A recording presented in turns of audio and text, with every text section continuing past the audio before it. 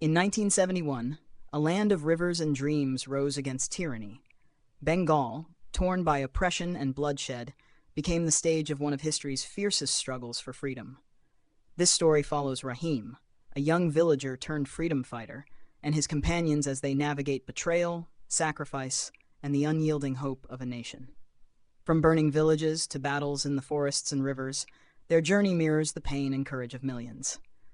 It is not just the tale of a war, but of resilience, unity, and the unbreakable spirit of a people destined to be free. The year was 1971. The month of March hung heavy over the land of Bengal, its golden fields of paddy swaying under a restless wind, as though the very earth knew that a storm was coming. In Dhaka, the streets were no longer ordinary avenues of commerce and daily life. They had become rivers of people, millions of voices rising in unison, demanding freedom, demanding justice, demanding the right to breathe as Bengalis. The promise of Pakistan in 1947, a homeland for Muslims, had long since soured for the eastern half of the nation. Instead of unity, there was disparity. Instead of equality, there was oppression. In every tea shop, every bazaar, every classroom, men and women whispered of the unfairness, the wealth flowing west, the language imposed from above, the votes of 70 million Bengalis dismissed as if they were nothing. The cries of Sheikh Mujibur Rahman had become the heartbeat of the people. This time the struggle is for emancipation. This time the struggle is for our independence. In a small village near the Padma River, far from the roaring marches of Dhaka, life carried on under the shadow of these events. The village of Kaliganj was like many in East Pakistan. Narrow mud paths, thatched huts leaning against the breeze, and a mosque whose call to prayer drifted across green rice paddies. Here lived a young man named Rahim, 21 years old, strong from working in the fields, but restless in his soul. He was not a politician, nor a soldier, yet the fire of the movement had touched him. In the evenings, by the flickering light of a hurricane lamp, he gathered with his friends beneath the banyan tree to debate the speeches they heard on smuggled radios. They were boys on the cusp of manhood, but in their voices there was steel. They spoke of freedom as though it were not a dream, but a destiny. Rahim's father, Abdul Karim, was an old farmer who had lived through famine, partition, and riots. He shook his head at the fiery speeches of the young. "Rebellion is a dangerous fire," he warned. "It burns not only the rulers, but also the common people. Remember, it is the villagers who pay the price." But Rahim could not be still. "Baba," he replied, "how long shall we bow our heads? We work these fields, we fill the granaries, and yet we starve while others grow fat. If freedom is the fire, then let it burn away the chains." News traveled slowly, carried by travelers on buses and by students on bicycles. By March 25th, whispers had turned into a thunderclap. The army had struck Dhaka with brutal force. Operation Searchlight, though the villagers did not yet know the name, unleashed rivers of blood on the streets. University students were massacred, neighborhoods set aflame, the cries of women and children muffled by gunfire. When fragments of this horror reached Kaliganj, the air itself seemed to darken. People huddled in courtyards, pressing hands to mouths, disbelief in their eyes. "They are killing our brothers," Rahim muttered, fists trembling. "They are killing our future." It was then that Rahim's life began to change. A band of young men, some students, some laborers, began to organize resistance in the countryside. They were not soldiers, but they carried a fierce resolve. Armed with little more than stolen rifles, sharpened bamboo sticks, and the courage of desperation, they prepared to strike back. Among them was Anis, Rahim's childhood friend, who had studied in Rajshahi before returning home. Anis had seen the army's brutality firsthand, and carried scars on his back where rifle butts had struck him. When he spoke, his voice trembled with rage. "If we do not fight, we will be slaughtered like cattle. If we fight, perhaps we may live as free men." The resistance grew quietly, like a river swelling before the monsoon. Villagers offered food and shelter to the young fighters, hiding them from the patrols of the Pakistani army.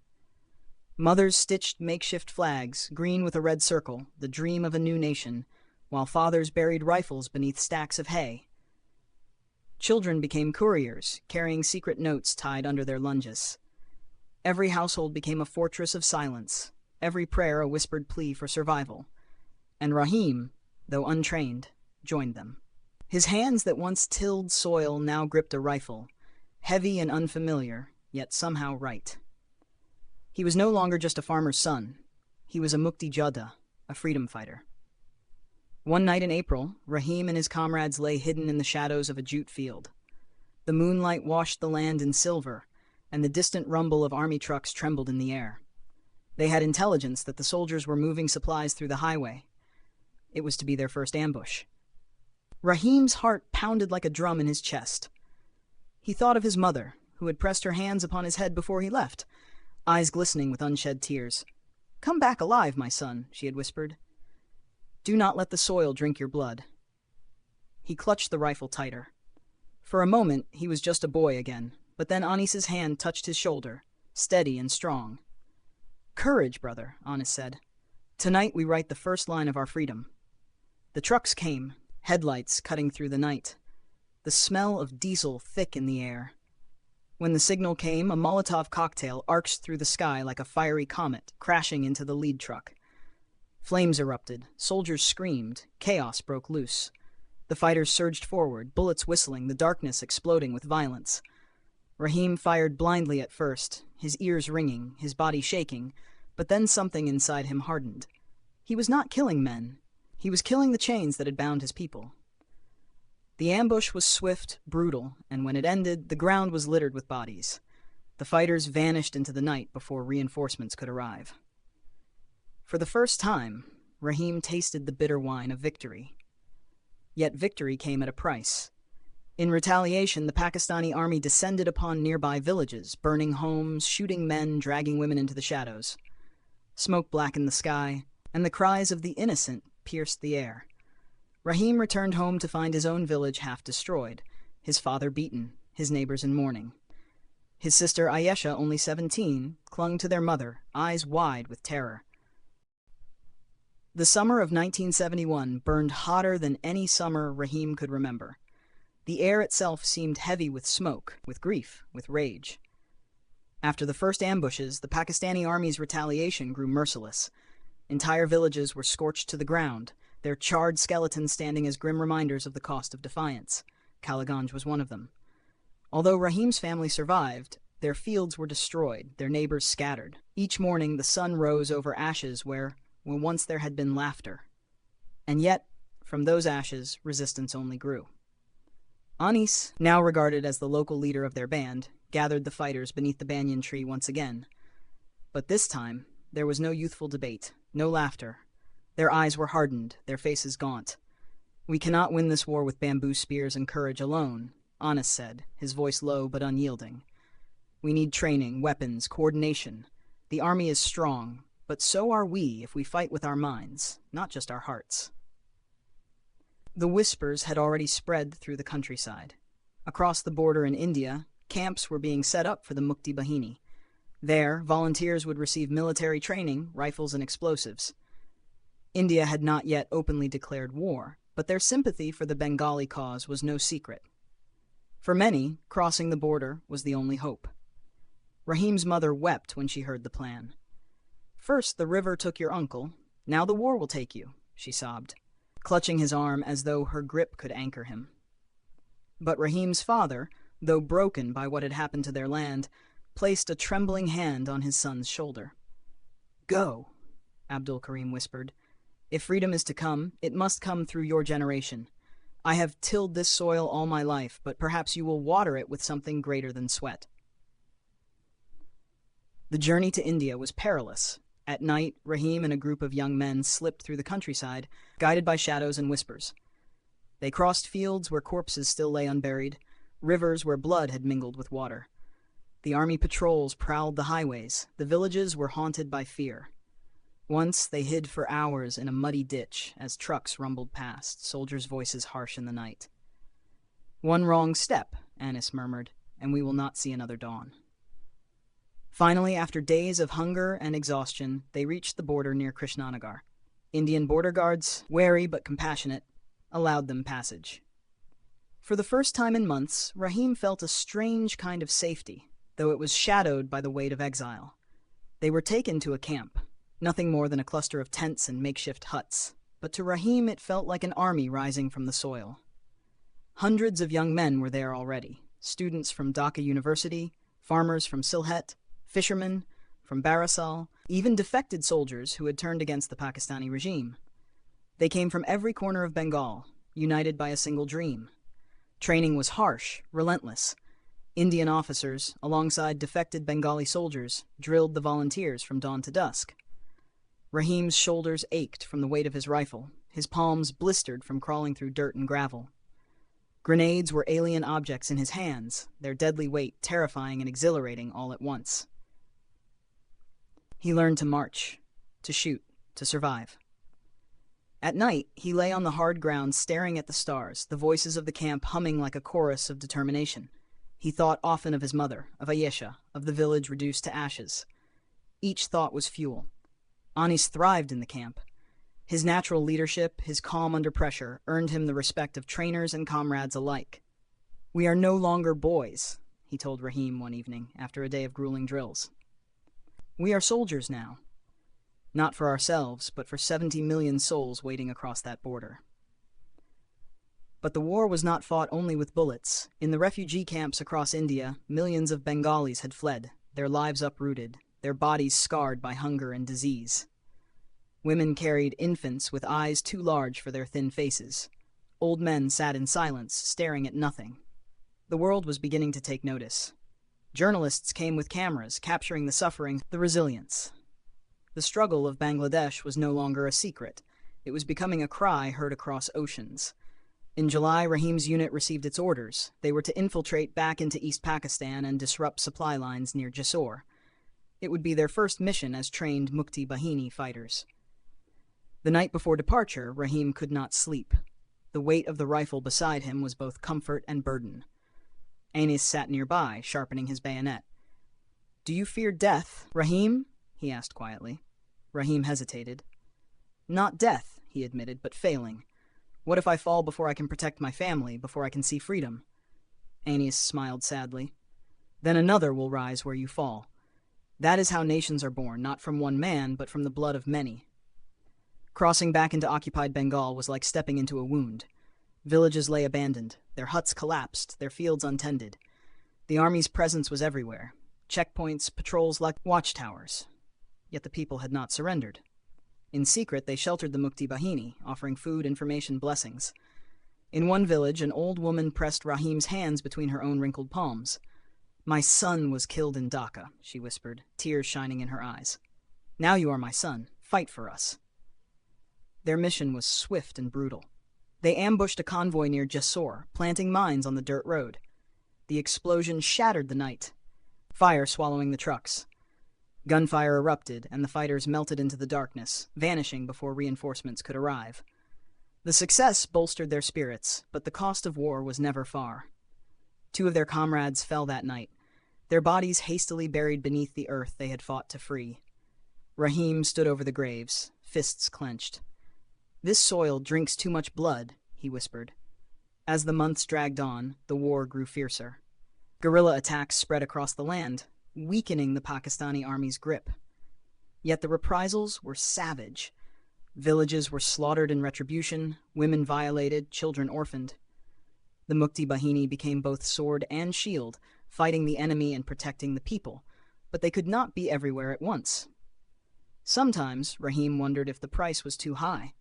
But then he would see the flag they carried, the green with its red sun, the dream of a nation, and his doubts burned away.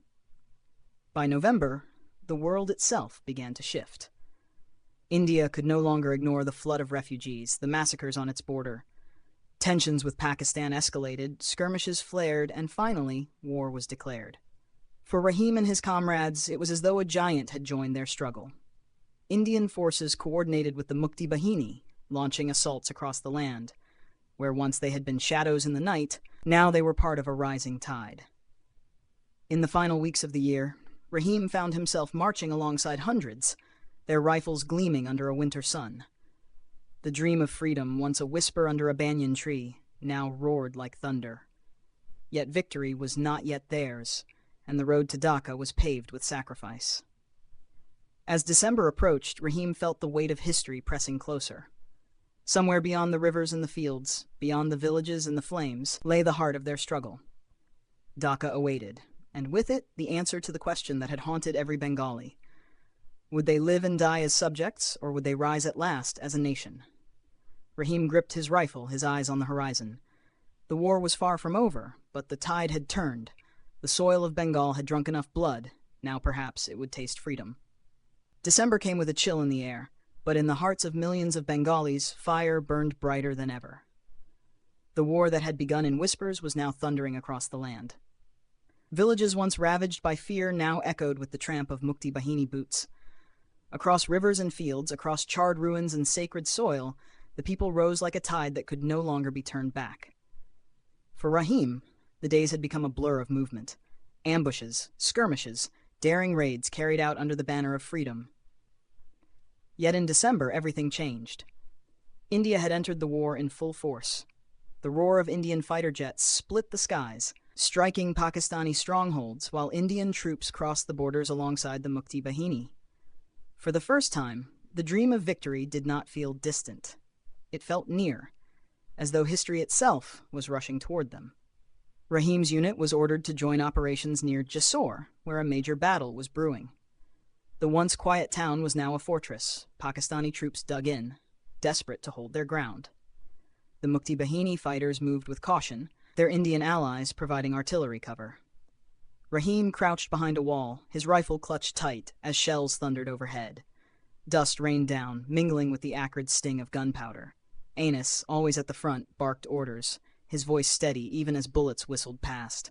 The battle raged for hours, smoke and screams twisting into one. Rahim felt the world shrink to the rhythm of fire and survival. Shoot, duck, reload, run. At one point, he found himself face to face with a young Pakistani soldier, no older than himself. Their eyes locked, both trembling, both sons of mothers who had once sung them to sleep. For a heartbeat, Rahim hesitated. But war spares no hesitation. With a cry torn from the depths of his soul, he pulled the trigger. The boy fell, and Rahim's heart split in two. Freedom had a price, and sometimes that price was unbearable. By nightfall, Jessore had fallen. The tricolor flag of Bangladesh, green with its red sun, fluttered above the town, raised by hands that had once only known the plow. The people poured into the streets, weeping, laughing, shouting, "Joy Bangla!" as though the very words were wings carrying them toward tomorrow. For the first time, Rahim allowed himself to believe Dhaka could fall. Freedom was no longer just a dream. It was becoming reality. But victories were never without loss. In Jessore, Rahim searched desperately among the wounded for Anis. He found him at last, lying beneath the shattered beams of a house, his leg crushed, blood staining the earth. Rahim, Anis's voice was faint but steady, his eyes burning even as his body failed. "Do not stop now. Go on. Dhaka awaits. Promise me. You will see it through." Tears blurred Rahim's vision as he grasped his friend's hand. "I promise," he whispered. That night, Anis slipped away, his sacrifice carved forever into the soul of the nation. As the days passed, the Pakistani army crumbled. The Mukti Bahini, alongside Indian forces, advanced on all fronts, Chittagong, Sylhet, Khulna. The once mighty machine of oppression was breaking apart, its soldiers weary, its commanders desperate. Refugees who had fled to India began trickling back, their steps hesitant, their eyes filled with both hope and sorrow. The land, though scarred, was stirring with new life. And then came the order Rahim had waited for. They were to march toward Dhaka. The capital, the heart of Bengal, the place where the war had begun, with fire and blood. It was there that the story would end. The march was grueling, but every step felt sacred. Villagers lined the roads, offering water, food, prayers. Old men saluted the fighters as though they were kings. Women pressed rice cakes into their hands, tears shining in their eyes. Children ran alongside, shouting "Joy Bangla" with voices that pierced the sky. Rahim felt the weight of every blessing, every expectation. He was not just one man. He carried a nation on his shoulders. On the morning of December 16th, Dhaka lay before them. The city, once vibrant, now bore the scars of war. Smoke curling from ruins, silence heavy in the air. The Pakistani army, surrounded and broken, had no path left but surrender. Word spread like wildfire. General Niazi was to lay down arms before the joint command of India and Bangladesh. For a moment, time itself seemed to hold its breath. Rahim stood among the crowd that gathered at the racecourse ground, the place that had once echoed with Sheikh Mujibur Rahman's thunderous call for freedom. Now it was the stage for history. He watched as Pakistani officers, their faces drawn and pale, signed the instrument of surrender. Pens scratched paper, but what they truly wrote was the end of an empire's cruelty, the beginning of a nation's dawn. When the Indian and Mukti Bahini commanders raised their hands in victory, a roar erupted, louder than any cannon, stronger than any army. Joy Bangla! Joy Bangabandhu! The cry shook the earth, the sky, the very bones of those who had lived through the terror. Men wept openly, women embraced strangers, children danced with abandon. Dhaka was free. Bangladesh was born. Rahim fell to his knees, tears streaming down his face. Around him, flags waved like flames, the red sun blazing against green fields. He thought of his mother, waiting in their ruined village, of his father, who had sent him with trembling hands but steady heart, of Anis, who had given his life so others could see this day. Their voices seemed to echo in the wind, whispering, it was not in vain. As the sun dipped low, casting its golden light over the jubilant city, Rahim knew his life, and the life of his people had changed forever. The soil of Bengal had drunk deeply of blood, but at last it had yielded freedom. The dream was no longer just a dream. It was a country, fragile yet unbreakable, scarred yet shining. Rahim rose, his rifle still slung across his shoulder, and looked to the horizon. The war was over, but the work of building a nation had just begun. And he, like millions of others, would give his life not only to win freedom, but to nurture it, to ensure that the sacrifices of 1971 were never forgotten. Bangladesh had been born in fire and tears, but it stood, alive, defiant, eternal. The village of Kaliganj lay nestled among fields of golden paddy, where the wind bent the stalks like waves upon an endless green ocean. Beyond the horizon, mango groves thickened, and in the evenings the fragrance of blooming shafali drifted through the air. To anyone visiting in the spring of 1971, it might have seemed a paradise untouched by time, a place where life was measured by the rhythm of the harvest, the call to prayer from the mosque, and the laughter of children splashing in the ponds. But beneath this tranquil surface, unease stirred. The news from Dhaka had been traveling down the dirt roads, carried by traders, students, and the rare transistor radio that crackled with political speeches. The words of Sheikh Mujibur Rahman, the towering voice of the Awami League, had spread like fire through Bengal. Autonomy, freedom, dignity. And in return, the heavy boots of the Pakistan army had begun to echo in whispers, warnings of what was to come. Rahim was 18 then, lanky and restless, his hands calloused from working in the fields beside his father, but his heart hungering for something more. He would often sit by the village tea stall, a battered radio perched on the counter, and listen as elders argued over the 6-point program, over Yahya Khan's duplicity, over the hopes that March might finally bring justice to East Pakistan.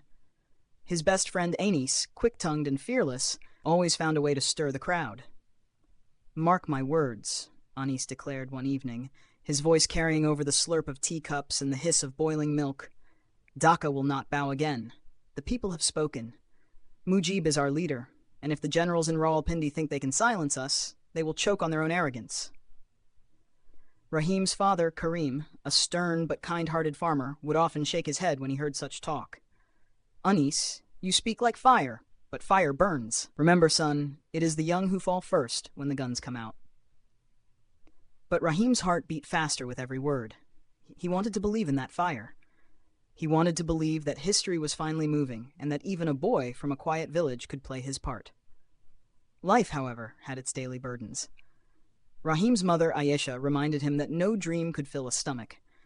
She rose each dawn to grind rice, feed the chickens, and tend to Rahim's younger sisters, Sufia and Nasima. The family's hut, built of bamboo and corrugated tin, was modest, but the warmth inside it was real. At night, after long days in the fields, they would sit by the hurricane lamp as Karim recited verses of the Quran, his voice steady, his presence grounding.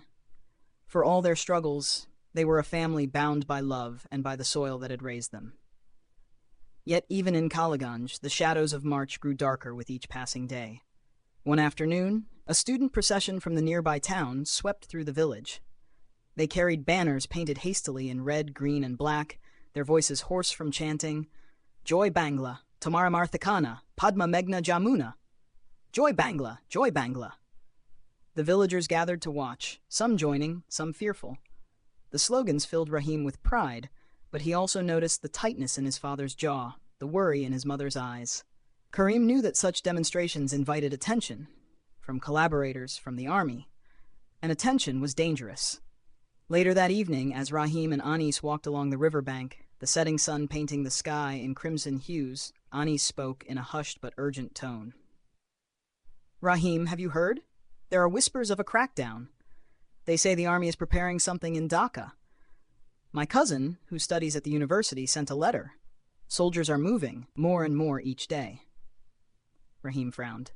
Do you think they will come here? Anis kicked a stone into the river, watching the ripples spread. Maybe not at first, but once they begin, nowhere will be safe. That's why we must be ready. Ready? Rahim echoed. Yes, Anis said firmly, his eyes burning. If they come with guns, then we answer with fire of our own. Don't you see, Rahim? This is bigger than us, bigger than our fields, our little village. This is about a nation being born. Rahim said nothing, but inside him something stirred. Fear, yes, but also resolve. The days that followed were a strange mix of normalcy and tension. The fields still needed tending, the cattle still needed feeding, but every conversation bent toward politics, toward rumors of war. On March 7th, villagers crowded around the one radio in the tea stall, straining to hear the voice of Sheikh Mujibur Rahman from the racecourse ground. His words rolled like thunder across Bengal, though he stopped short of declaring independence outright. This struggle is the struggle for emancipation. This struggle is the struggle for our independence. Tears streamed down faces. Even Karim's usually stoic expression softened, pride flickering in his eyes. Rahim felt his chest swell, the words searing themselves into his heart. He looked at Anis, who grinned fiercely, as though the future had just been carved into stone. But beneath the pride lay a gnawing fear. Everyone knew the West Pakistani rulers would not yield easily. Already, tensions were rising between civilians and soldiers in Dhaka. Already, night raids were whispered about in certain towns.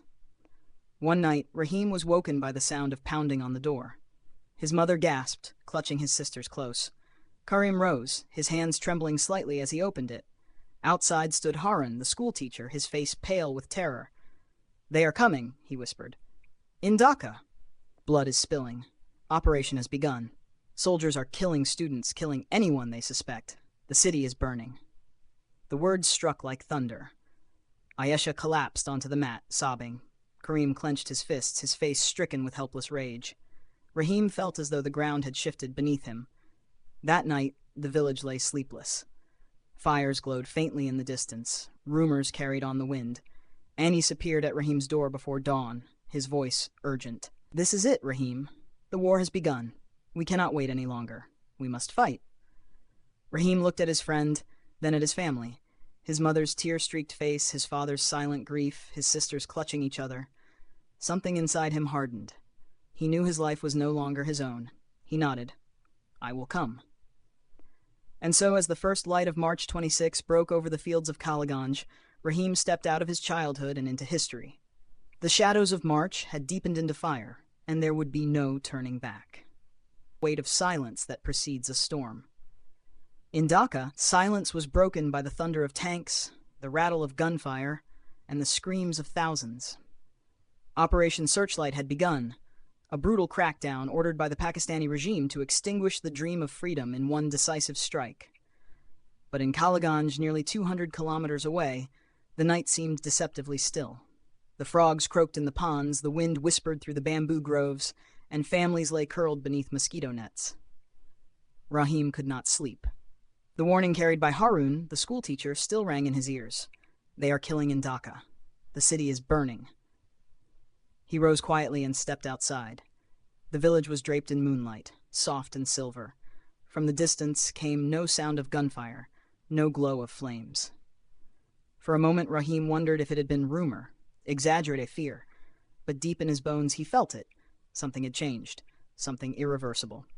The next morning the truth began to arrive in fragments, like broken shards of glass. A traveler from Dhaka, his clothes torn and smeared with soot, stumbled into the tea stall. His eyes were wild, his voice hoarse. "They have killed thousands," he gasped. "Students in the halls, people in their homes, tanks rolled through the streets, blood runs in the gutters." The villagers crowded around him, their faces pale, their voices trembling with disbelief. Karim, Rahim's father, clutched his prayer beads so tightly that they snapped, wooden beads scattering across the floor. "Ya Allah," he whispered. "Ya Allah, have mercy." Anis was there too, his jaw clenched, his fists trembling. "And still we wait? Still we bow? No, this is no time for silence. This is war." By afternoon, more survivors passed through, carrying stories that twisted the stomach. University dormitories burned with students inside. Professors shot in front of their families. Neighborhoods shelled without mercy. The Pakistan army had turned the capital into a slaughterhouse. For Rahim, each story felt like a blade carving into his chest. He thought of the young boy he had once met in Dhaka during a market trip, who had spoken excitedly about studying engineering at the university. Was he among the dead? He thought of the families who had sheltered him with food and kindness. Were they now running for their lives? That night, Kaliganj gathered at the mosque. The air was thick with grief and fury. Old men prayed for the souls of the martyrs. Women wept softly, clutching their children. And in the shadows, whispers grew louder. "We must fight. We must resist." Anis stood at the edge of the crowd, his eyes ablaze. When the prayers ended, he spoke, not in shouts, but in a steady, burning voice that carried into every corner of the courtyard. "They think they can break us with bullets. They think they can drown us in our own blood. But they do not know Bengal. They do not know the spirit that lives in this land. If we must die, we will die standing. And if we must fight, then let us fight as free men, not slaves." The crowd murmured, some fearful, others inspired. Karim looked at his son, Rahim, and saw in his eyes the same fire that burned in Anis's. It was the fire of youth, of defiance, of destiny. That same week, the first signs of war reached the villages. Columns of refugees began pouring in from Dhaka, their faces hollow, their feet blistered, their belongings tied in rags. Among them were mothers carrying lifeless children, old men who could barely walk, and girls whose eyes stared blankly at nothing, their innocence stolen by unspeakable violence. Kaliganj tried to shelter them. Homes opened, rice pots were shared, but the need was endless. Rahim helped carry water for the refugees, his muscles straining, his heart breaking. One woman clutched his arm, her nails digging into his skin, and whispered, "They killed my husband before my eyes. They burned my house. Tell me, son, where is justice?" Rahim had no answer. He could only lower his head, tears stinging his eyes. Within days, the Pakistan army pushed outward from Dhaka, striking at towns and villages. They moved like locusts, leaving behind trails of ash and corpses. Word spread that collaborators, Razakars, were guiding the soldiers, pointing out homes of suspected rebels, students, or Hindu families. Fear gripped every household. One evening, as Rahim returned from the fields, he saw smoke rising on the horizon. A neighboring village had been torched. Families who had fled arrived breathless, their stories choking with horror. The army had lined men against walls and shot them. Women had been dragged away. Cows, goats, even chickens, slaughtered. The people of Kaliganj knew then. The fire was coming for them too. At night, the elders held council in secret. Should they stay and risk annihilation, or should they flee toward the border, toward India, where camps were rumored to exist? Opinions clashed. Some argued for survival, others for resistance. Anis's voice cut through them all. "Running will not save us. Do you not see? They will not stop. If we flee, they will still burn our homes, take our daughters, kill our sons. Only by fighting can we protect what is ours." His words found resonance among the youth. Rahim felt his pulse quicken, his blood pound. Fear still coiled inside him, but something greater was rising. Rage, courage, purpose. The first act of defiance came quietly. That very night, a group of young men, including Rahim and Anis, crept into the jute fields where an abandoned Pakistani supply truck had been left after skirmishes. They pried open its cargo and found rifles, some broken, some still usable. Their hands shook as they lifted the weapons, the cold steel foreign yet familiar in their grip. For Rahim, it felt as though the earth itself had shifted. He was no longer just a farmer's son. He was now a fighter, but war was merciless, and it demanded sacrifice even from the beginning. Days later, the Pakistan army finally reached Kaliganj. Trucks rolled in at dawn, engines growling, soldiers shouting orders in Urdu. The villagers scattered in panic. Rahim's family huddled inside their hut, Karim clutching a sickle as though it could hold back rifles. Soldiers banged on doors, dragged men out into the streets, shouted accusations of traitors and separatists. In the chaos, shots rang out. Harun, the schoolteacher who had warned them days earlier, fell to the ground, blood staining his white kurta. His body twitched once, then lay still. Gasps and cries filled the air, but the soldiers only laughed. They set fire to homes. Flames leapt into the sky, smoke choking the streets. Women screamed as they were dragged away. Children wailed, their voices lost in the roar of destruction. Rahim felt something snap inside him. He grabbed one of the salvaged rifles and, with Anhis beside him, fired from behind a mud wall. The crack of bullets shattered the air. One soldier fell, clutching his chest. Another spun to the ground. For a moment, chaos erupted among the invaders. The villagers, emboldened, joined in, throwing stones, swinging sticks, striking back with the fury of desperation. The soldiers regrouped, returning fire, but the Mukti Bahini had been born in Kaliganj that day. When the smoke cleared, Kaliganj lay in ruins. Dozens were dead, homes reduced to ash, lives forever scarred. But the villagers had struck their first blow. They had shown that even in the darkest night, fire could burn in defiance. Rahim sat on the riverbank that evening, his rifle across his knees, his body trembling from exhaustion. Beside him, Anis's face was streaked with soot, but his eyes gleamed with pride. "Do you see, Rahim?" he said softly. "They may burn our villages, but they cannot burn our spirit. Tonight we became more than farmers, more than villagers. Tonight we became Bangladesh." Rahim looked at the rising smoke on the horizon, at the stars emerging in the night sky, and felt the truth of those words. The night of fire had come, and with it, a nation's resolve. The morning after the fire in Kaliganj was heavy with smoke and sorrow. The sun rose over a landscape unrecognizable. Thatched roofs lay in ashes, fields blackened by flames, and the air carried the lingering scent of charred earth. Families emerged from the wreckage, faces smeared with soot, eyes haunted by loss. The children clung to their mothers, trembling from fear, while the elderly wandered aimlessly, dazed, trying to find what little remained of their homes. Rahim's mother, Ayesha, pressed Sufia and Nasima close. Her hands were scorched from the fire that had eaten their kitchen. Karim, his shirt torn and bloodied from a skirmish with soldiers, surveyed the destruction with a hard gaze. "We cannot stay," he said finally. "Every road, every field is unsafe. They will come back, and next time there will be no mercy." Rahim's heart pounded, not from exhaustion, but from the surge of resolve.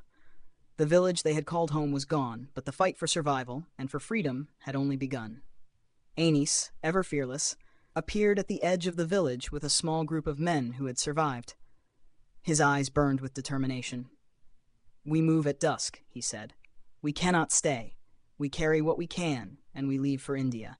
There we will find refuge, training, and the chance to fight back." The villagers whispered in fear. Crossing the border meant leaving their land, their livelihoods, and possibly their lives behind. But the alternative, staying under the shadow of soldiers who slaughtered without thought, was worse. As night fell, families packed what little they could carry. Rice, lentils, a few clothes, photographs of lost relatives, and the memories that could not be left behind. Rahim lifted his rifle, the weight of it familiar now, but still heavy with responsibility. Each step he took toward the unknown felt like leaving childhood behind, stepping into history. The journey began quietly, under the cover of darkness. The group moved through paddy fields, slipped past the rivers, and avoided the main roads, which were patrolled by soldiers and razakars. The path was rough, muddy from recent rains, and the cold air bit at their faces. Women carried infants, while older children stumbled, exhausted but determined. Old men supported one another, their backs bent from decades of toil, now bent again by fear. Hours into the march, they encountered another group of refugees, a caravan of terrified villagers fleeing similar horrors. Faces twisted in grief, hands clutching possessions, eyes hollow from hunger and exhaustion. Rahim offered what water he had, shared a piece of stale bread, and listened to stories of slaughter. Families wiped out, entire villages burned, children snatched. The tales, each more horrific than the last, strengthened his resolve. Survival was not enough. Justice was needed. Along the riverbanks, the travelers paused. Karim, exhausted but unbowed, knelt by the muddy water and prayed for guidance. "Ya Allah," he whispered, "lead us to safety. Give us strength." Rahim and Ani stood nearby, rifles in hand, scanning the tree line for signs of soldiers or collaborators.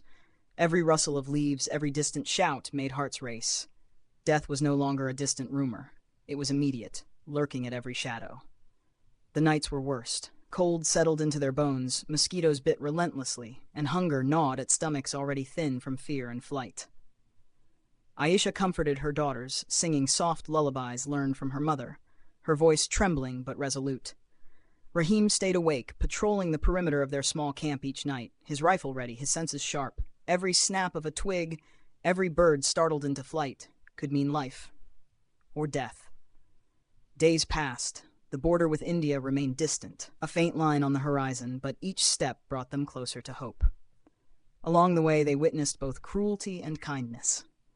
Soldiers occasionally discovered abandoned groups, leaving behind carnage and despair. Yet villagers they encountered along the path, some themselves fleeing, offered food, shelter, and guidance. Humanity, even in the darkest times, persisted in small acts of courage. One afternoon, as they rested under a banyan tree, Rahim noticed a boy not much younger than himself limping, his foot bleeding from a thorn. Rahim and Anis carried him, offered water, and bound his wound with strips of cloth. The boy's mother, eyes swollen with tears, clutched Rahim's hand. "God bless you," she whispered. "You are our shield." Rahim realized then that the journey was not just about escape, it was about protecting the vulnerable, carrying the promise of freedom for those who could not defend themselves. After nearly a week of grueling travel, the group finally glimpsed the first signs of Indian territory, a distant checkpoint manned by guards who did not shout or brandish guns, but who waved them forward cautiously. Relief surged through the group. Tears streamed down faces long streaked with dirt and grief. Women collapsed in the mud, exhausted, while children laughed for the first time in days. Karim raised his hands to the sky, whispering prayers of gratitude.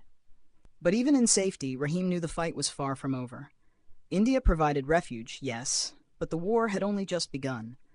The Pakistani army still occupied Bengal, committing atrocities at every turn.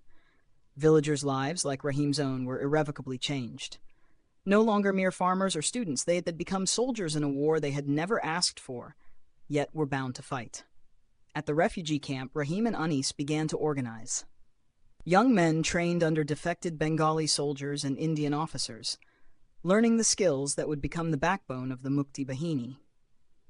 They learned to march in formation, to handle rifles, to set traps, to move silently under the cover of night. Hunger and exhaustion were constant companions, but the spirit of resistance burned hotter than ever. In the evenings, the camp echoed with the voices of the displaced, singing songs of hope and defiance. Stories of Kaliganj and other ravaged villages circulated, ensuring that no one would forget the cost of freedom. Rahim listened, remembering the faces of those lost, the flames that had consumed homes, the screams that haunted him still. Each story strengthened the resolve to return, to reclaim their homeland, to see justice done. And so, beneath the stars in the refugee camp, Rahim made a vow. He would fight not just to survive, but to see Kaliganj and every village in Bengal free again. The night of fire had passed, but its memory would fuel every step of the long march toward liberation. The journey was far from over, but for the first time in weeks, Rahim allowed himself to hope. Freedom, he realized, was not a place. It was a struggle, a commitment, a fire that burned in every heart willing to fight for it. That's Chapter 3, 27700. The refugee camp in India hummed with quiet energy, a city of tents and makeshift shelters sprawling across the dusty earth. The air smelled of smoke from cooking fires, wet mud from the recent monsoon, and the faint metallic tang of rifles being cleaned and prepared.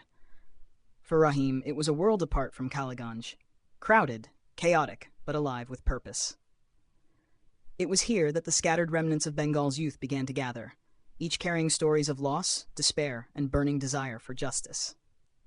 Rahim and Anis were quickly drawn into the structure, forming under the guidance of Indian officers and defected Bengali soldiers. The Mukti Bahini, still in its infancy, needed organization, discipline, and courage.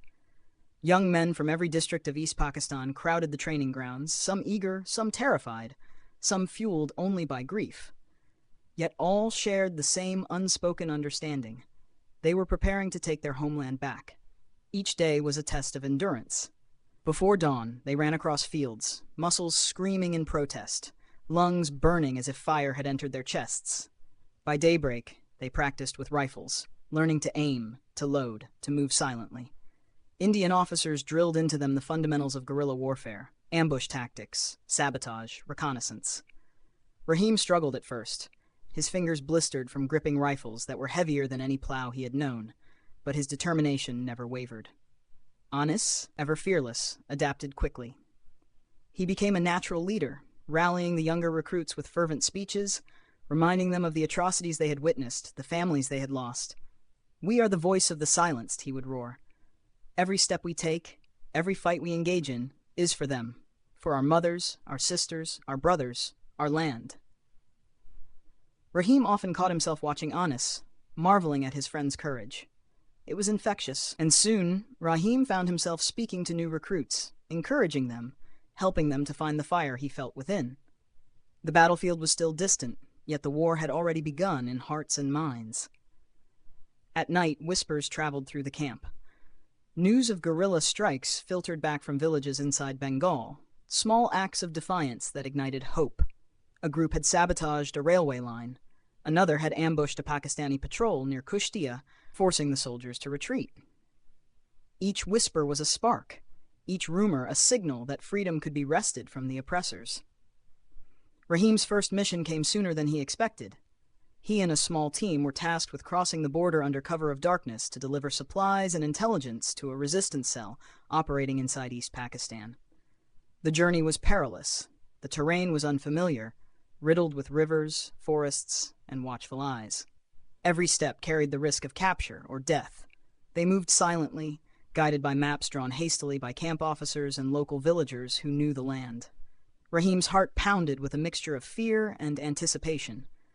This was no longer training. This was action. Every rustle in the bushes, every distant shout made him jump. Yet with each step, he grew more confident, more determined. When they reached their destination, the small cell was waiting, haggard, hungry, but resolute. The men and women there had lived under occupation for months, witnessing atrocities too terrible to recount aloud. Rahim felt their pain, their anger, and their courage. They shared information about enemy positions, supply routes, and vulnerable targets. In return, Rahim and his team delivered medicines, rice, and ammunition, a lifeline to those still trapped under oppression. The return journey was just as dangerous. Pakistani patrols roamed the roads and forests, and Rahim had to rely on every lesson he had learned in the camp. His hands shook less now, his eyes scanned the horizon with precision, and his mind calculated each step. When they finally returned to the camp, exhausted but alive, a sense of triumph washed over him. This was the beginning of something larger, a fight not just for survival, but for justice. Days turned into weeks, and the Mukti Bahini grew stronger. More refugees arrived daily, bringing with them new recruits, intelligence, and stories of both horror and heroism. Rahim witnessed countless acts of bravery, a young boy leading a group to sabotage a fuel depot, a woman smuggling weapons through checkpoints hidden beneath sacks of rice, an old man guiding refugees across rivers in the dead of night. Every story strengthened Rahim's resolve, teaching him that freedom was won not by armies alone, but by the courage of ordinary people rising to extraordinary challenges. As the resistance expanded, so did Rahim's role. He became a trusted member of his unit, often leading small raids, gathering intelligence, and coordinating with other cells. Anis remained by his side, a constant source of encouragement and strategy.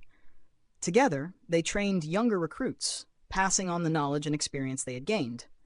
The camp became a crucible, forging ordinary villagers into soldiers of a nation yet to be born. One evening, as the sun set over the makeshift camp, casting long shadows across the tents, Rahim sat with Anis by a small fire. Around them, the sounds of the camp were muted, men tending to weapons, women preparing meals, children playing in the dusty clearing. For a moment, the world seemed almost normal, almost peaceful. "Do you think we can really do this?" Rahim asked quietly, staring into the flames. Anis looked at him, eyes reflecting both the fire and determination.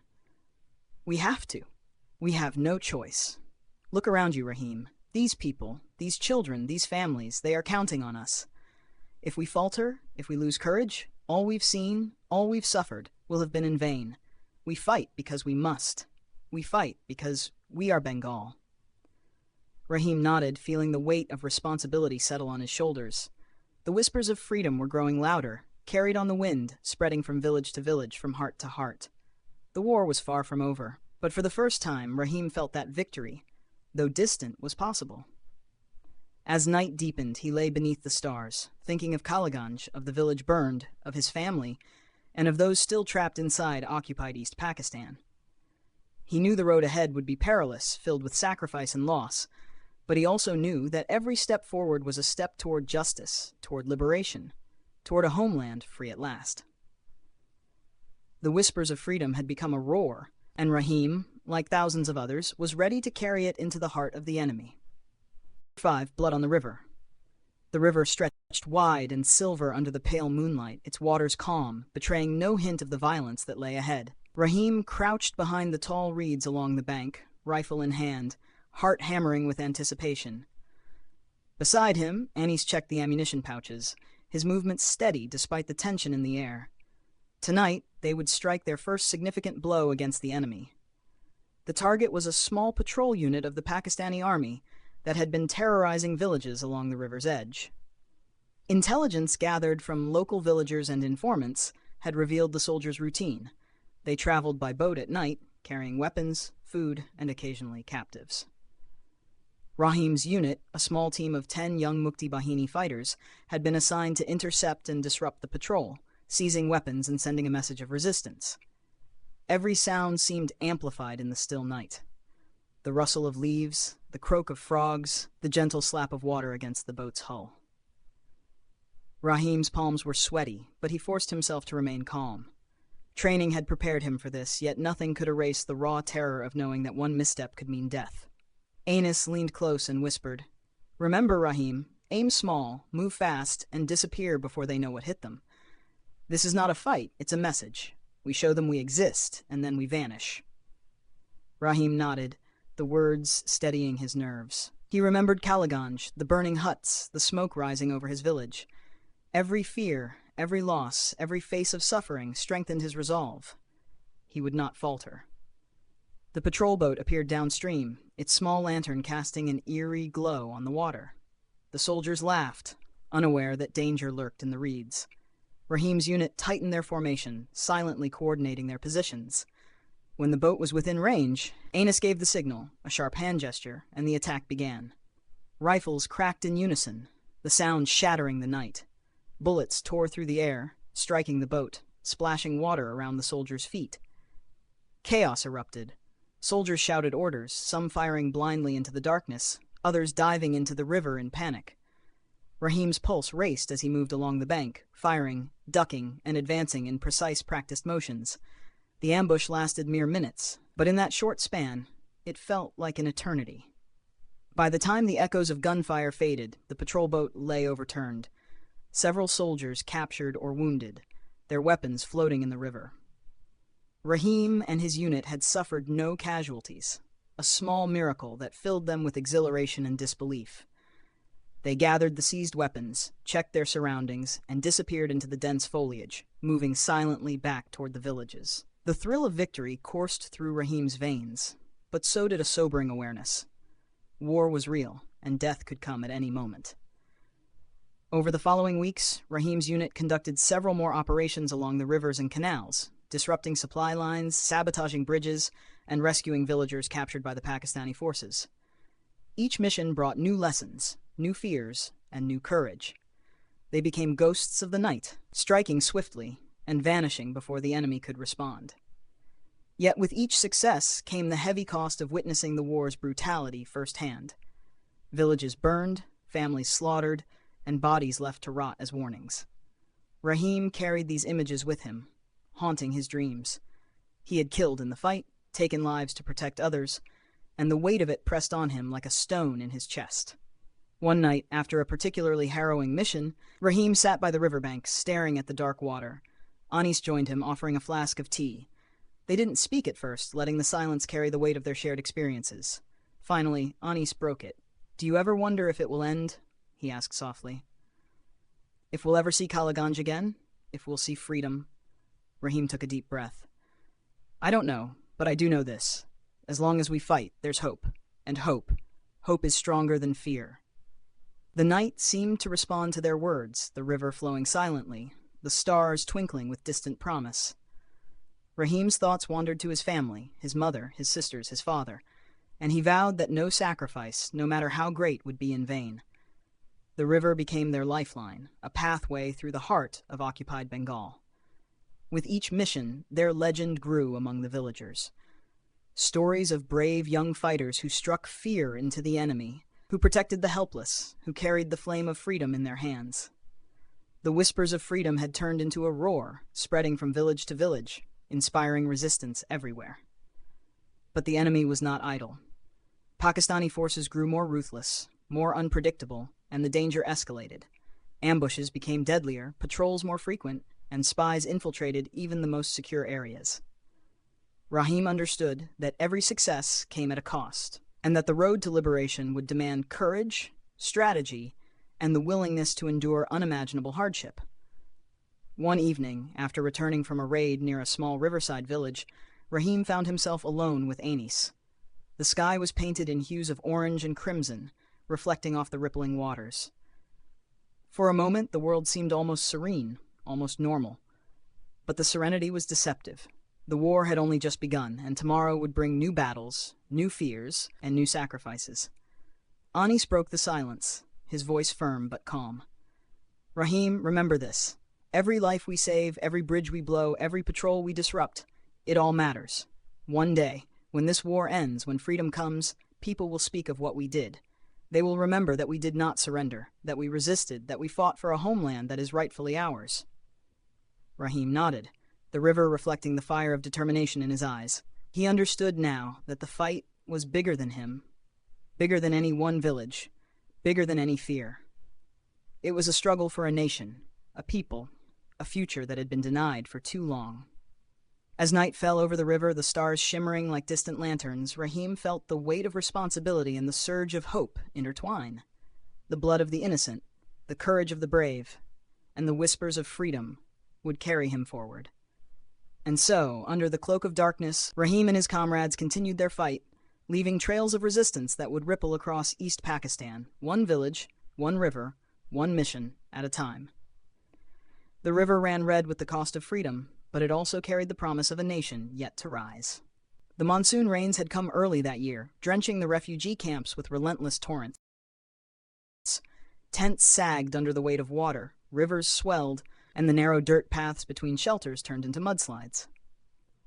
Yet the rains did not dampen the fires of resistance burning in the hearts of the Mukti Bahini. For Rahim, the days had become a blur of patrols, training, and planning missions into East Pakistan. But as the resistance intensified, so did the cost. Refugees arrived daily, carrying stories more horrific than any that Rahim had heard before. Villages that had survived the initial onslaught were now being targeted with ruthless precision. Families were being torn apart, homes burned, livestock slaughtered, and children kidnapped. The war was no longer just about territory. It was about terror. One afternoon, news reached the camp that struck Rahim like a thunderbolt. Kalaganj, the village he had once called home, had been attacked again. Most of the survivors who had fled were gone, captured, or killed. Only a handful had made it to the river, and many of those were gravely injured. The thought of his mother, Ayesha, and sisters, Sufia and Nasima, facing the same horrors he had fled, consumed him. Anis put a hand on Rahim's shoulder. "We knew the risks. We all did. But this is why we fight harder. Every life we protect, every village we save is for them, for our families." Rahim's fists clenched, knuckles white. "I should have stayed," he whispered. "I could have protected them." "You stayed to fight for all of Bengal," Anis replied firmly. "Our strength now can save thousands more, including those we hope to bring home one day." Despite the words, the guilt gnawed at Rahim. He tried to bury it beneath missions, training, and planning, but it never fully disappeared. Every mission into East Pakistan was a reminder of what had been lost, and what could never be returned. The refugee camps swelled with thousands of displaced people. Tents and bamboo shelters lined the muddy fields, forming a labyrinth of desperation. Children wandered barefoot, eyes wide with confusion. Mothers clutched infants with skeletal arms, and fathers scavenged for food and work. Disease spread quickly in the cramped conditions. Cholera, dysentery, and fevers claimed lives daily. Rahim helped wherever he could, distributing rice, carrying water, and assisting in medical tents. Each day brought new faces, new tragedies, and new responsibilities.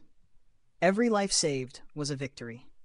Every death was a reminder of the stakes. One evening, a group of women arrived at the camp carrying a lifeless child. Rahim's chest tightened as he saw the small body, no older than Nasima, wrapped in a torn blanket. The mother wailed inconsolably, her voice echoing across the muddy fields. Rahim knelt beside them, pressing his hand to her shoulder, offering what comfort he could. The weight of helplessness pressed down on him, heavier than any rifle or training exercise. The next week brought word of Anis's family. They had been captured by soldiers while trying to flee, and though some managed to escape, several relatives were missing, presumed dead. Anis carried the news with quiet fury, masking the grief that threatened to consume him. Rahim saw it in his friend's eyes, in the tight set of his jaw, in the intensity of his focus during missions. The war was taking its toll on them all. As the months dragged on, the Mukti Bahini grew more organized. Training intensified, strategies became more sophisticated, and missions grew bolder. Rahim led teams into villages, sabotaging supply lines, rescuing prisoners, and gathering intelligence. Yet with each victory came losses.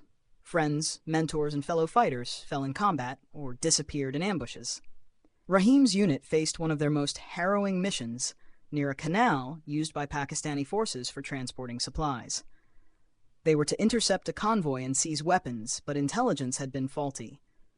Soldiers were more numerous than expected, and an ambush turned deadly. Rahim watched as comrades he had trained and laughed with were struck down. Bullets tore through the air, and screams echoed across the water. Rahim fired his rifle, ducked behind a mud embankment, and pulled Anis to cover. By some miracle, they survived, but the cost was etched on their faces. 4 fighters from their unit lay dead, another 3 wounded. Rahim felt numbness spread through his body, but the anger and determination surged stronger than ever. Survival was no longer enough. The fight had become personal. In the aftermath, the refugees whispered about the bravery of the Mukti Bahini, but Rahim and Anis did not celebrate. Each loss was a reminder that the path to freedom was paved with blood, and that the journey would demand more than courage. It would demand endurance, sacrifice, and unyielding will. One night, under a crescent moon, Rahim walked along the outskirts of the camp, gazing at the river that had carried them across borders. He thought of Kaliganj, of burned huts, of mothers screaming for children who would never return. The faces of the lost haunted him, yet they also fueled his resolve. "You cannot save everyone," Anis said from behind him, placing a hand on his shoulder, "but you can fight for those who can still be saved, and that makes all the difference." Rahim nodded, feeling the weight of the words. He had seen the worst of humanity, but he had also witnessed courage, resilience, and hope.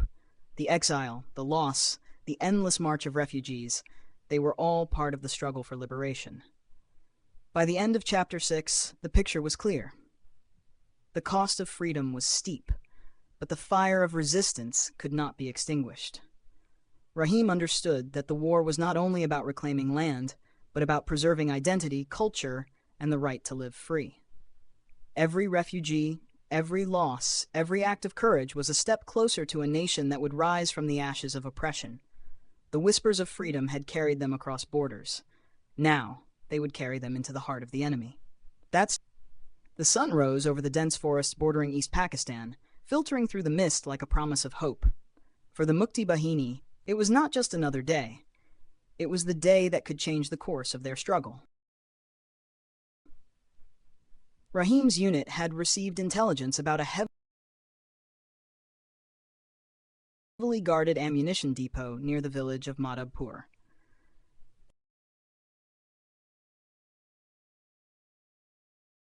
Capturing it would not only cripple enemy supplies, but also provide the Mukti Bahini with much-needed weapons, bolstering their growing resistance. Rahim crouched in the underbrush, rifle in hand, heart pounding with anticipation. Beside him, Anis surveyed the area, whispering final instructions to their team. Every detail mattered: timing, positioning, coordination.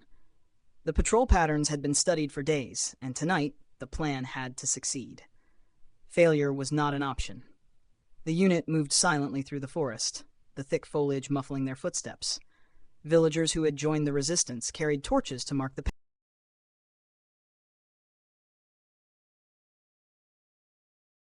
paths, signaling when to advance and when to hold. Each man and woman in the team knew the stakes. They were no longer fleeing. They were fighting for their homeland, for their families, for justice. As they approached the depot, Rahim's pulse quickened. The depot loomed ahead, surrounded by barbed wire and guards who were oblivious to the approaching danger. The plan was simple but risky. Take out the guards quietly, breach the storage, and secure the weapons before reinforcements could arrive. Anis gave the signal, and the attack commenced. Two men approached from the left, silently neutralizing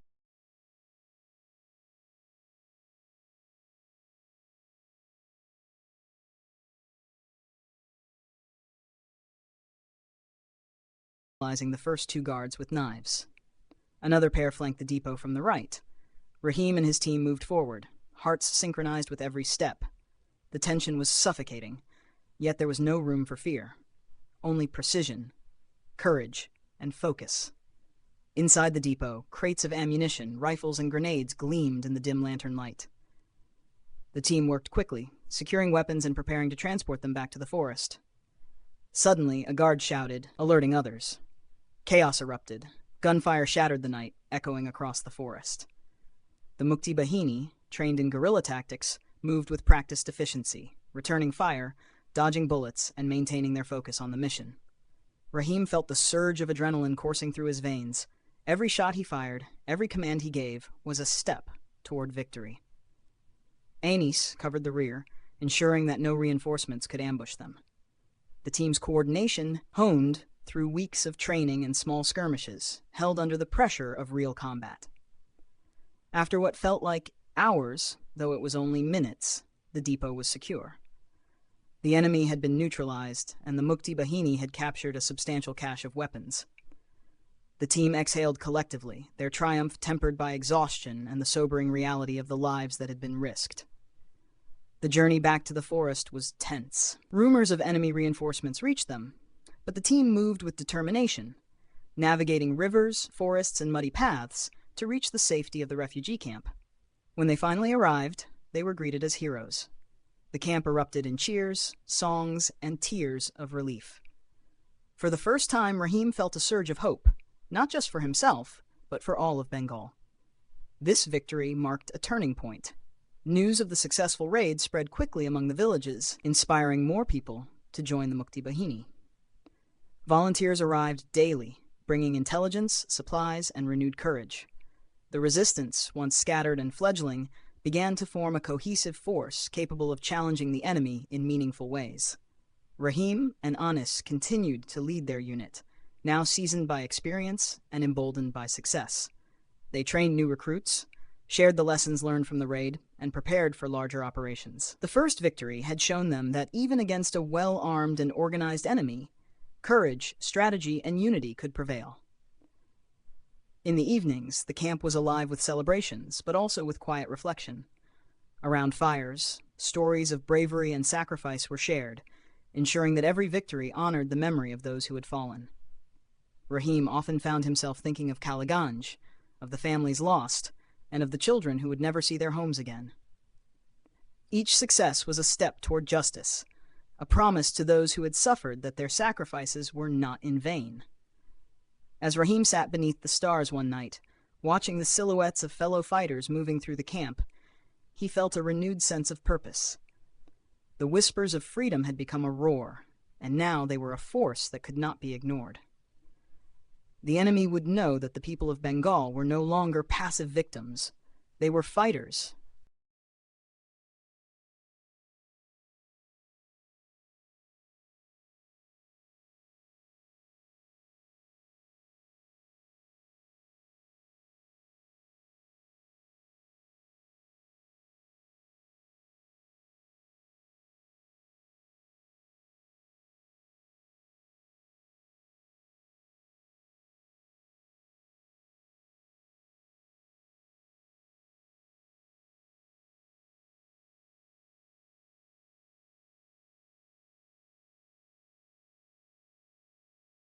organizers, and defenders of a nation that refused to be silenced. The first victory was only the beginning. Rahim knew that the path ahead would be filled with danger, loss, and unimaginable challenges. But for the first time, he believed that freedom was within reach. The fire of resistance had been ignited, and nothing, not fear, not loss, not oppression, could extinguish it. And so, with weapons in hand and determination in their hearts, Rahim, Anis, and the Mukti Bahini prepared for the battles to come, ready to fight for every village, every family, and every inch of the homeland that they loved. The forest that had once offered shelter now felt like a cage, its dense foliage hiding both hope and danger. Rahim and his unit had grown bolder after their first victory, but the enemy was adapting faster. The Pakistani army, enraged by the audacity of the Mukti Bahini raid on Madhapur, had begun a campaign of reprisal, targeting villages suspected of harboring resistance fighters. Rumors spread through the refugee camps. Villages burned from end to end, men executed publicly, women and children abducted or forced to flee. The nights were filled with smoke, screams, and the distant roar of gunfire. Every campfire conversation ended with whispered warnings and prayers. The liberation struggle was no longer a secret. It had become a shadow war fought on every street, every river, and every forest path. Rahim could feel the tension as soon as he awoke one damp morning. Scouts returned with grim faces and urgent reports. Pakistani forces were advancing toward a small village along the river where Rahim's unit had been gathering recruits and intelligence. The villagers were defenseless, and the enemy was relentless. There was no time to evacuate everyone. Some would have to fight, some would have to hide, and some, Rahim feared, would not survive. Anis surveyed the terrain with a steely gaze. "We hit them in the shadows before they reached the village," he said. "We delay them, give the villagers a chance to escape. It's dangerous, but it's our duty." Rahim nodded, tightening the straps on his rifle. "We fight for every life we can protect. No one else will." The team moved silently through the undergrowth, taking positions along narrow pathways, riverbanks, and tree lines. The enemy was approaching, a column of trucks and soldiers cutting through the morning mist. Rahim's heart raced. Every patrol, every checkpoint, every patrol the Mukti Bahini had previously ambushed now seemed to have its echo in this confrontation. As the first soldiers entered the kill zone, Rahim gave the signal. Shots rang out from the trees, bullets tearing through the air. The ambush was deadly, precise, and chaotic. Soldiers fell in confusion, returning fire but unable to locate the guerrillas hidden in the shadows. Rahim moved quickly, ensuring his team maintained the advantage, directing them to cover exposed villagers and strategic points. Amidst the chaos, Rahim witnessed the brutality of war up close. Fires ignited by careless gunfire consumed crops and homes on the village outskirts. Civilians ran screaming, their lives shattered by the sudden violence. Rahim fired relentlessly, pushing back the advancing soldiers, guiding villagers into hidden pathways and using every guerrilla tactic he had learned. Hours passed in a blur. The Mukti Bahini fought with the desperation of those with everything to lose. The villagers who could flee did so, disappearing into the forests and river paths. Rahim's team suffered casualties, some fighters wounded, others taken by surprise, yet they held the line. When the smoke cleared, the village was partially saved. The enemy had been delayed, their advance checked, but not without cost. Rahim knelt beside a fallen comrade, feeling the weight of grief for the first time so acutely in the middle of combat. The man had been young, barely older than Rahim, full of courage and hope, now silent under the weight of the forest floor. Anas placed a hand on Rahim's shoulder. "Every life lost strengthens the fight," he said quietly. "We carry them in our actions, in our victories, in every village we protect." Rahim stared at the ground, silent. The burden of leadership was no longer abstract. It was immediate, personal, and unforgiving. He realized that the war was not just a series of raids or ambushes. It was a constant battle against fear, despair, and grief. The shadows of the forest mirrored the shadows in their hearts, and courage was the only light that could pierce them. In the days that followed, Rahim's unit regrouped, tending to the wounded and mourning their dead. They reinforced the village with hidden supplies, teaching villagers how to resist or hide when the enemy returned. The experience had hardened them, sharpened their resolve, and reinforced the importance of unity. Every success now came with sacrifice. Every action carried weight beyond the immediate battlefield. The enemy, frustrated by repeated failures, intensified their retaliatory attacks. Patrols became larger, checkpoints stricter, and raids more unpredictable. The Mukti Bahini adapted, striking in unexpected places, moving faster, and relying on the growing network of informants and local villagers. Rahim and Anis emerged as leaders not only through skill, but through their ability to inspire courage in the frightened and exhausted. One night, Rahim sat by the river, the water reflecting a pale moonlight. He thought of Kaliganj, of his mother and sisters, of the families lost in the relentless cycle of violence. The weight of loss pressed heavily on him, but alongside it was a spark of determination. Every shadow, every fire, every act of cruelty only strengthened his commitment to the fight. Anis joined him silently. "We've lost much," he said, "but we've gained something too. Hope, courage, the knowledge that we can resist and that resistance spreads. Every village we save, every mission we succeed in, the people remember. They will rise with us." Rahim nodded. The shadows would remain, the fires would rage, but the whispers of freedom were growing into a roar. The enemy's attempts to terrorize the population had only strengthened the resolve of those who refused to be cowed.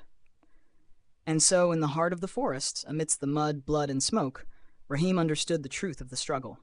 Freedom demanded sacrifice, courage demanded persistence, and hope demanded action. The battle was far from over, but the spirit of resistance burned brighter than ever, a beacon in the darkness, guiding them toward the dawn of a liberated Bengal. The first light of dawn crept over the dense forest, painting the leaves in shades of gold and green. The air was thick with the scent of wet earth and smoke, remnants of the night's skirmishes. Rahim stood atop a small hill, scanning the valley below, his heart pounding with anticipation. Today was different. Today, the Mukti Bahini would attempt something larger than any mission before, a coordinated strike to liberate the village of Narsinghpur, a key settlement under enemy control. For weeks, Rahim, Anis, and their unit had gathered intelligence, mapped patrol routes, and coordinated with neighboring resistance cells. The village held strategic importance. Its location along a major supply route made it a frequent target for the Pakistani army, and its liberation could inspire a wave of rebellion across surrounding areas. Rahim's team moved silently, slipping through forest paths and hidden canals, avoiding patrols and traps laid by the enemy. Villagers who had survived previous attacks guided them, offering knowledge of secret paths and hidden shelters. Every step was a reminder of the lives depending on their success. The mothers, the children, the families who had been living under fear for months. As they approached the outskirts of Narsinghpur, Rahim's pulse quickened. The village was heavily guarded, soldiers patrolling every street, machine guns mounted at key points, and lookouts stationed on rooftops. But the Mukti Bahini had something the enemy lacked: the element of surprise and the courage of a people fighting for their freedom. Anis signaled the start of the operation. From hidden positions, the team launched a series of precise attacks, targeting patrols, cutting communication lines, and neutralizing key positions. Smoke bombs and small explosives created chaos, allowing villagers who had hidden in cellars and forests to escape and join the fight. The sounds of gunfire, shouting, and the clash of battle echoed across the valley. Rahim led a small strike team into the heart of the village. They moved swiftly, clearing streets and rooftops, coordinating with other cells to ensure no enemy position remained secure. Villagers emerged from hiding, some armed with sticks and farming tools, others carrying rifles smuggled in during previous raids. Inspired by the courage of Rahim's unit, they joined the fight, transforming fear into action. By midday, the village was effectively liberated. Pakistani forces retreated, leaving behind weapons, ammunition, and evidence of their occupation. Fires still smoldered in a few houses, but the people of Narsinghpur now breathed a collective sigh of relief. For the first time in months, children ran freely in the streets, mothers sang songs of hope, and men repaired homes and fortified defenses. Rahim stood in the village square, surveying the scene. The liberation of Narsinghpur was more than a tactical victory. It was a symbol of resistance, a spark that could ignite rebellion throughout the region. Villagers from neighboring settlements had already begun to mobilize, inspired by the courage they had witnessed. Word of the Mukti Bahini's success spread quickly, carried by whispers, travelers, and messengers. Anis joined Rahim, his face lit by a mixture of exhaustion and triumph. "This is what we fight for," he said quietly. "Not just villages, not just weapons, but hope. Freedom is contagious, Rahim. Today it spreads farther than we can see." Rahim nodded, feeling a surge of pride and responsibility. The path ahead remained dangerous, but today had proven that courage, strategy, and unity could overcome even the most formidable obstacles. He thought of Caliganj, of the families who had been lost, and of the countless lives still under occupation. Each liberated village was a step closer to justice, a step closer to a free Bengal. The night brought reflection and planning. Around fires, the Mukti Bahini strategized for the next phase of operations, sharing intelligence, mapping enemy movements, and preparing for counterattacks. Rahim and Anis addressed the villagers, teaching them basic defense tactics, emphasizing vigilance, and inspiring them to remain active participants in their own liberation. As Rahim walked through Narsinghpur, listening to the sounds of rebuilding and quiet laughter, he realized that liberation was not a single battle, but a process. A chain of victories, small and large, each strengthening the spirit of the people. The flames of freedom had been ignited, and their light would spread across villages, rivers, and forests, challenging the darkness of oppression. The success at Narsinghpur marked a turning point in the war. The Pakistani forces, recognizing the growing threat of the Mukti Bahini, intensified their operations in response, but they could not extinguish the fire that had been set. Villagers began to organize, communication between resistance cells improved, and the sense of collective purpose strengthened. Rahim knew the road ahead would be fraught with danger, that the enemy would retaliate fiercely, and that sacrifices were inevitable. Yet, the liberation of Narsinghpur had shown him the power of unity, courage, and hope. It had proven that a determined people, fighting for justice and freedom, could stand against overwhelming odds and prevail. As stars dotted the night sky above the village, Rahim and Anis stood together on a small hill overlooking the fields and houses. The river sparkled in the moonlight, reflecting the promise of tomorrow.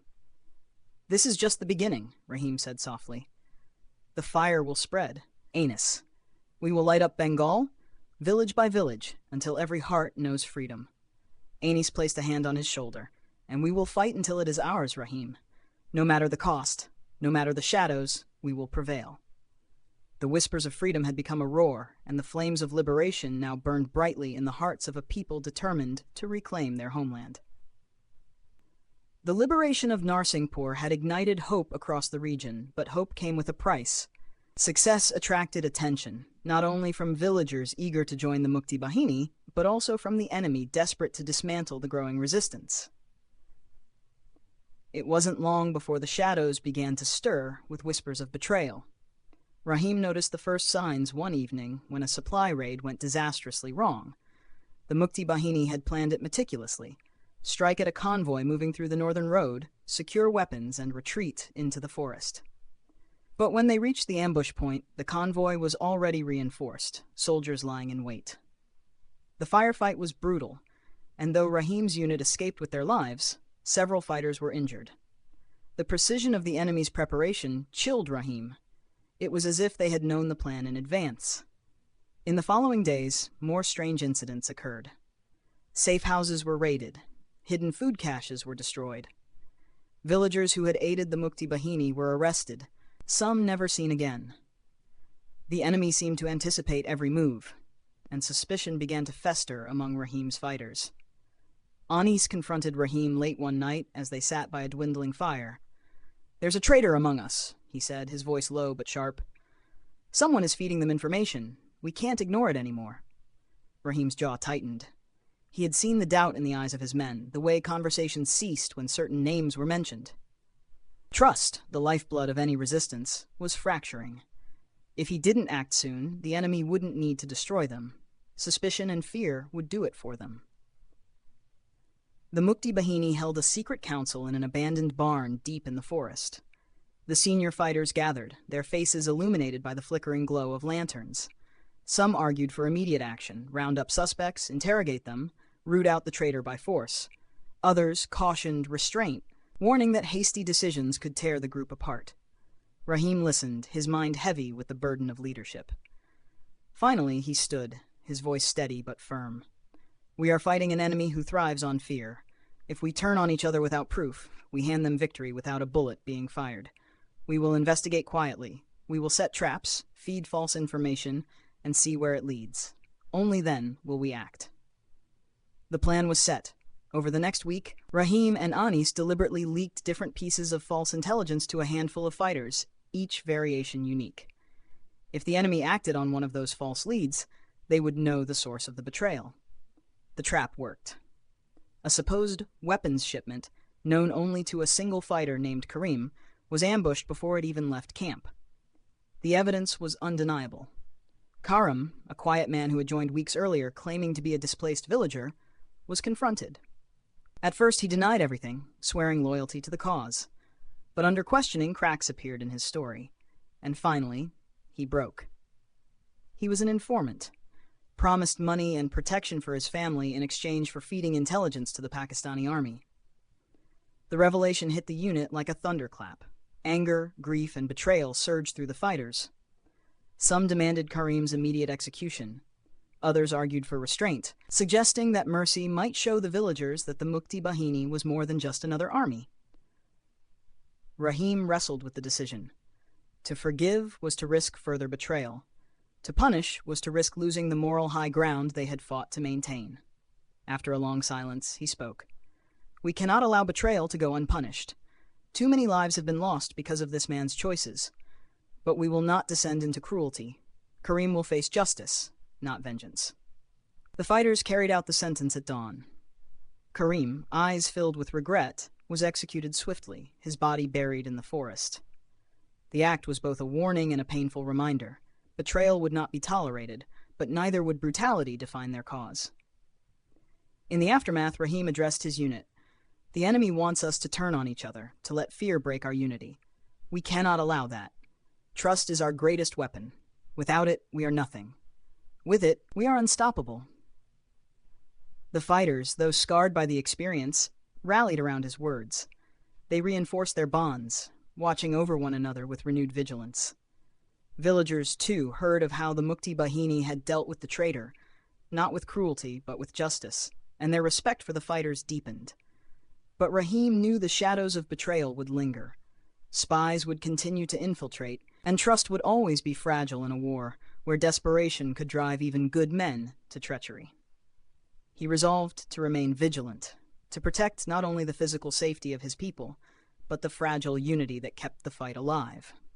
That night, as Rahim lay beneath the stars, he thought of the cost of betrayal. Every act of treachery carried not just blood but doubt, and doubt was poison in a struggle built on hope. Yet he also saw the strength that had emerged from the ordeal, the resilience of his fighters, the renewed determination to stand together. Anis joined him, sitting quietly for a long while before speaking. "The enemy tried to plant shadows among us," he said, "but shadows cannot exist without light. And Rahim, you've kept that light alive." Rahim looked at his friend, the fire of determination in his eyes. "Then we must make it burn brighter. For every betrayal, we will forge stronger bonds. For every shadow, we will raise a flame. They will not break us." And in that vow, whispered beneath the endless sky, Rahim understood the truth. The fight for liberation was not just against guns and armies, but against fear, doubt, and betrayal. Victory would belong not only to those who fought with weapons, but to those who fought with trust, courage, and unyielding unity. The monsoon rains had swollen the rivers, turning calm streams into raging torrents that carved through the landscape of Bengal. To the Mukti Bahini, these rivers were both lifelines and barriers, routes for supply, hiding places from patrols, and natural defenses against advancing forces. But they were also vulnerable choke points, places where entire communities could be trapped. It was along one such river, the Padma's winding tributary, that Rahim and his unit found themselves one grim morning. Word had reached them of a Pakistani army column moving upriver, rounding up villagers suspected of aiding the resistance. Rumors spread of atrocities, families slaughtered, homes burned, bodies dumped into the water. Rahim could not ignore the call for help. Moving through the rain-soaked jungle, Rahim, Anis, and 30 fighters approached the village of Harinagar, perched along the riverbank. From the ridge above, they saw the smoke first, curling black against the gray sky. The acrid stench of burning homes carried on the wind, mingling with the cries of women and the sharp cracks of gunfire. What met their eyes below froze their blood. Soldiers had gathered dozens of villagers at the water's edge, men, women, even children. Bound and terrified, they were being herded like cattle. Several bodies already floated in the current, crimson streaks trailing behind them. Rahim clenched his fists, fury surging through him. "We can't wait," he hissed. "If we delay, they'll all be dead." Anis put a hand on his shoulder, his own face pale with rage. "Then we strike fast and hard. No hesitation." The fighters spread out along the ridge, rifles raised, hearts pounding. At Rahim's signal, they unleashed a hail of fire. Bullets tore into the enemy ranks, soldiers stumbling and falling into the mud. Chaos erupted. Shouts, screams, the roar of the river mixing with the thunder of gunfire. Rahim charged down the slope, his boots slipping on wet earth, his rifle blazing. He reached the villagers, cutting ropes with his knife, urging them to flee into the forest. Anis and others provided cover, picking off soldiers who tried to regroup. But the enemy was seasoned and ruthless. Within moments they rallied, machine guns spitting fire toward the Mukti Bahini. Bullets chewed through tree trunks, sending splinters flying.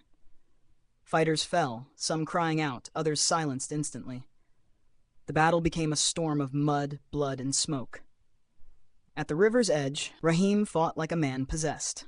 He pulled a young boy from the water, the child's wrists still bound, and shoved him toward safety.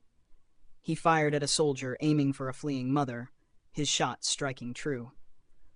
All around him, the current carried the dead, innocents and soldiers alike, downstream in a grim procession. The fighting dragged on for what felt like hours, but was no more than minutes. Finally, with their numbers thinning and their morale shattered, the Pakistani troops retreated, leaving behind a trail of devastation. The Mukti Bahini had won, but victory tasted bitter. When the gunfire ceased, the survivors gathered at the bank. Mothers wept over lifeless children. Men searched desperately among the bodies for fathers, brothers, wives. The river, once a source of life, had become a graveyard, carrying away loved ones with merciless indifference. Rahim stood in the mud, his rifle hanging limply at his side. His chest heaved with exhaustion, his clothes soaked in rain and blood. He had saved many, but far too many had been lost. The sight of tiny lifeless bodies drifting away seared itself into his memory. Anis approached, his face streaked with dirt and grief. "We did what we could," he said softly, though his voice trembled. "If we hadn't come, no one would have survived." Rahim nodded, but the words felt hollow. The cost was too great, the suffering too vast. He knelt beside an old man cradling his dead daughter, his own tears mingling with the rain. "I promise you," Rahim whispered, "their blood will not be forgotten. The river carries their bodies, but we will carry their memory. And one day this river will run free of their cruelty." The villagers buried their dead that evening, makeshift graves dug into wet earth by trembling hands. The Mukti Bahini fighters stood guard, silent witnesses to grief that words could not soothe. Songs of mourning drifted into the night, haunting melodies that seemed to rise with the mist from the water. Later, around the campfire, the fighters sat in silence. No one celebrated the day's battle. Instead, they stared into the flames, each lost in their own memories, faces of the fallen, voices of the innocent, the unending cruelty of their enemy. Anis finally broke the silence. "Rahim, today we saw the truth. This war is not just battles and victories. It is blood. It is sacrifice. Every step forward will be paved with lives." Rahim looked into the fire, his jaw set. "Then we will walk that path, no matter how much blood it takes. Because if we stop, if we falter, then all of this," he gestured toward the graves, the river, the silent night, "will be for nothing." The fighters nodded, grim but resolute.